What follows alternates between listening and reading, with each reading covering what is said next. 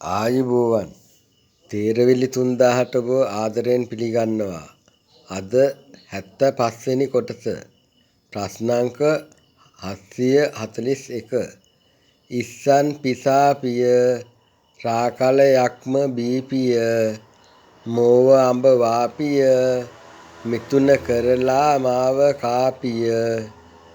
පිලිතුර ඉරිසියාව මුළුමනින්ම නැතිකොට රාගය තුනී කොට මෝහය පලවා හැර නිවන අවබෝධ කරගන්නා ලෙස මින් කියවේ.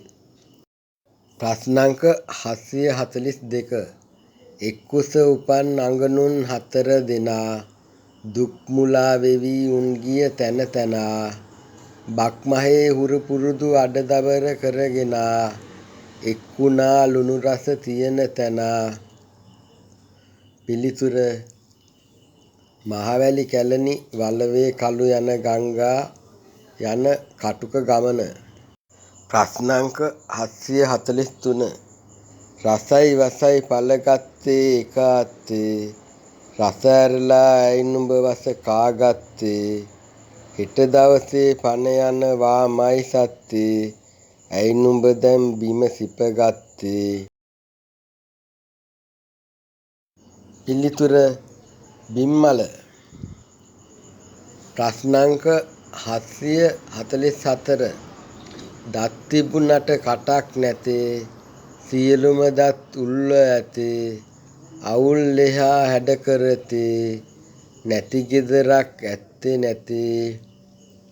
පිලිතුර පනාව. ප්‍රශ්නාංක 745. පිරිසිදුකම කරන අගේ රැවුල ඉත්ත කූරු වගේ මිදුල වටේ යන එන විට රැවුල ඇඳෙයි පොළව දිගේ. පිලිතුර ඉදල. ප්‍රශ්නාංක 746. රවුම් හැඩය පෙන්නාලා උදෙන් දුන්න අම්මලා කැටය ඇතුලේ රිංගාලා ඉන්නවා දැන් හැංගීලා. පිලිතුර කාසි මුදල්. ප්‍රශ්නාංක 747. සත්සමුදුරේ දිය පල්ලේ උපන්නේ එම මතු පිටේ දිය මතු පිට පිපෙන්නේ වැස්සට පිණි බබා සුළඟිනි මෝරන්නේ අද බැරි නං හෙට තෝරා දියන්නේ. පිලිතුර සත්සමුදුරේ දිය මතු පිට තිබෙයි කොළ එම සමුදුරේ දිය පල්ලේ වැඩෙයි අල වැස්සට පිණි බබා මෝරන කැකුළු මල මස්තකයින්ට මුතු කුඩයකි නෙළුම් මල. ප්‍රශ්නාංක 748.